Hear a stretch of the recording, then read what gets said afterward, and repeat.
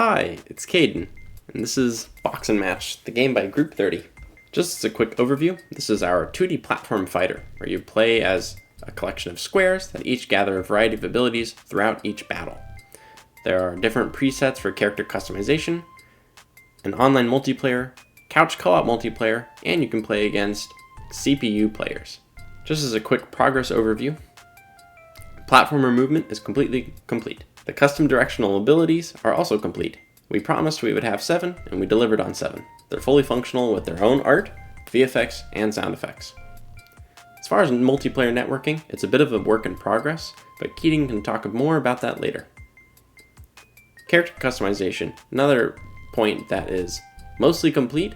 The UI, the interface, all the logic is there. Just getting it to actually apply to the material in-game is a little bit of a different story, but we think we'll have it done by the actual final build.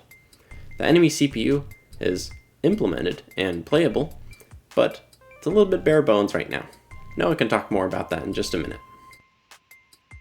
As mentioned before, we have added 7 out of the 7 abilities that we were wanting to add.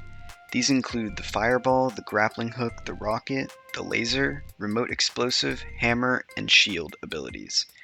And these abilities can be classified in about 3 different ways, from attacking abilities such as fireball and laser, and then we have defensive abilities like the shield, and then we have recovery abilities like the rocket and grappling hook. Onto the CPU/AI player. The current implementation is a basic finite state machine that has 5 possible states, as you can see below. The only issues we're currently having with the CPU AI player is that the pathfinding struggles a bit to move between platforms, as jumping is not built into most pathfinding on Unity. So we're having to kind of like jerry-rig it ourselves.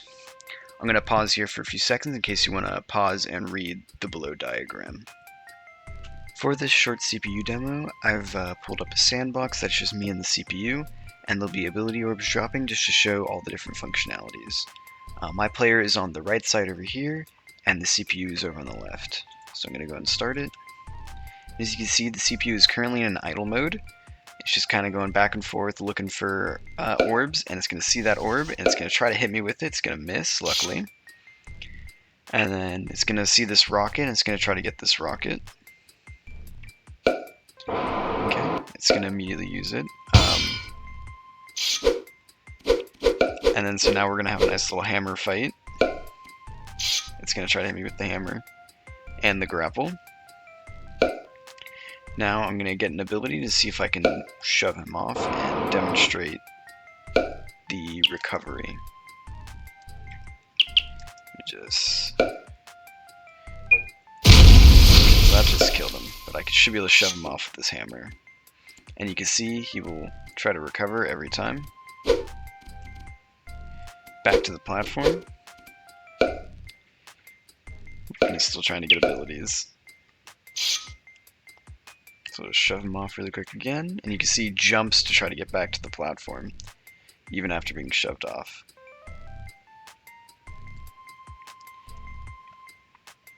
Onto the sound effects, we got a variety of free sound effects from Pixabay, and we have linked the credits to each creator of these sound effects in our game.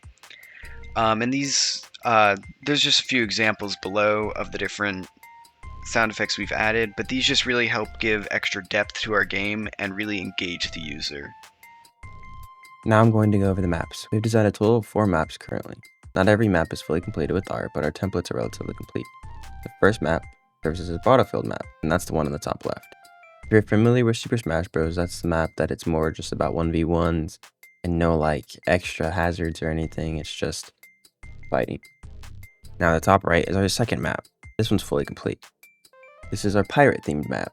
We decided to go with like a boat theme, thought it'd be fun, have some floating platforms like planks of wood, and then the floating balloons as well.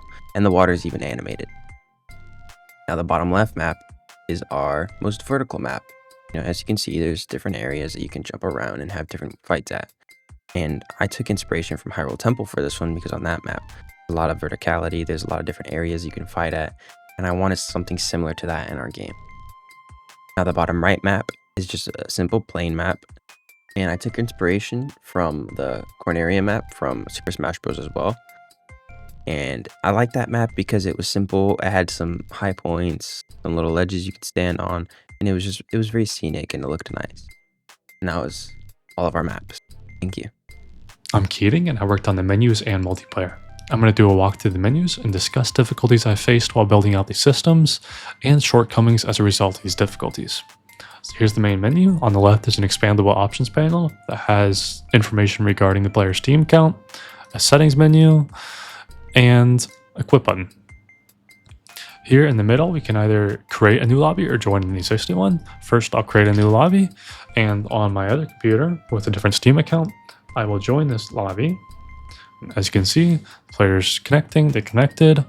I can then ready up both players, and I'm ready to start the game.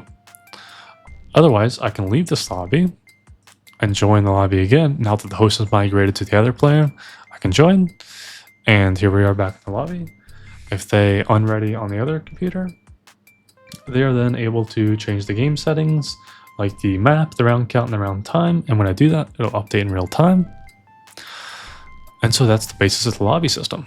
Unfortunately, as a result of being an inexperienced Unity developer and having plans that were perhaps too ambitious for such a time frame, the in-game networking solution using Unity Relay has not been completed, and thus the multiplayer system shown will not be in the final build.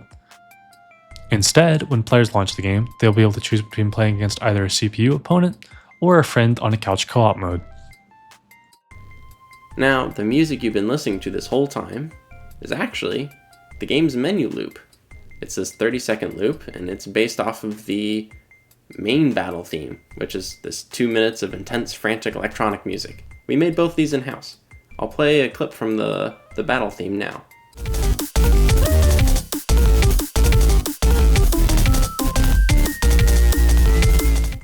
One point we vastly improved upon was the game's visual effects. This is in response to some of the feedback we got about the abilities not feeling great or having difficulty understanding how they worked and where they went. So the VFX really add a lot to that. There's things on the player such as the motion trail or a shader that we made ourselves that basically shifts around the player's UVs so that they are distorted upon taking damage. There's also soft little polishes such as a particle system that pops up when the player takes damage and screen shake on the player's death. The ability VFX, there's many abilities that actually have their own effects such as glowing effects or fire and smoke systems appearing behind them or trails that enhance that motion. We have 2 stages that have been fully designed, as well as 2 others that are still in a template stage, but we'll hear more about that from Gabriel in just a moment. As far as the actual stage VFX go, the dynamic camera is the point that is the most technically ambitious. It tracks the location of all the players at all times and calculates exactly where it should be so that it can focus on all the action. It also adjusts its own zoom dynamically, and getting this to do so without being hectic or inducing motion sickness was a bit of a challenge. So I'm glad it's to a state where it looks nice. From looking at the responses to our open playtest, we got a lot of good data. For example, we got a large list of bugs that bothered players. We're also able to settle some tough design decisions, for example, regarding whether the player should be able to jump twice, because it's quite different from the normal game convention, but players felt it was fun, so we kept it. Lastly, something that was just good to reinforce our goals was we could see that the game was hitting on the feelings that we intended. Players were getting the most out of finding the game funny, competitive, a bit of silly, and a bit of party. And now we'll move on to a demo of the game.